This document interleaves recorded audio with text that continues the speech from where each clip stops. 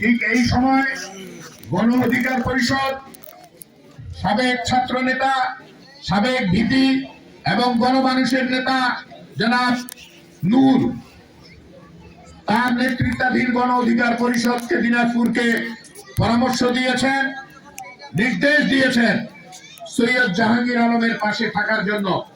তো এই জন্যই এই যুদ্ধের সময় গণ অধিকার পরিষদ আমাদের নেতা সৈয়দ জাহাঙ্গীর আলমের পাশে এসে আমাদেরকে কৃতজ্ঞতা বন্ধনে আবদ্ধ করেছেন, আমাদেরকে ঋণী করেছেন। মহান আল্লাহ রাব্বুল আলামিন তারেক রহমানকে প্রধানমন্ত্রী করলে তারেক রহমান এই কৃতজ্ঞতা সময়ের কারণে তিনি স্বীকার করবেন, এটা আমরা বিএনপি ওয়ালারা আমরা বিশ্বাস করি। জিয়াউর রহমান যে কথা দিতেন, দেশনেত্রী বেগম খালেদা জিয়া যে কথা দিতেন, সেই কথা আপনারা কিন্তু রাখেন।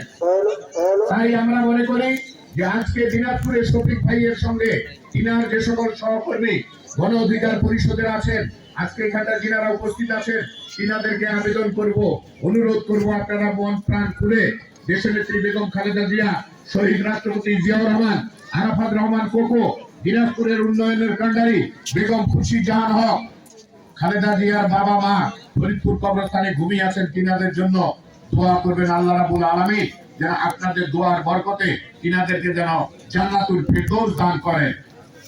আর আগামী 12ই ফেব্রুয়ারি যে নির্বাচন হতে যাচ্ছে, একটি ভোটও অনেক মূল্যবান।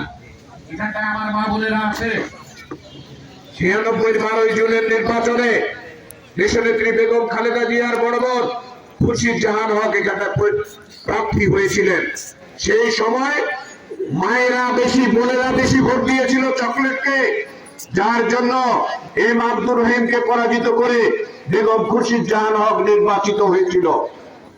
আর এই 5 নম্বর শোষণা ইউনিয়ন, এই ইউনিয়নে 1978 থেকে শুরু করে আজ পর্যন্ত যে সকল ভোটে বিএনপি অংশগ্রহণ করেছে, কোন দিনে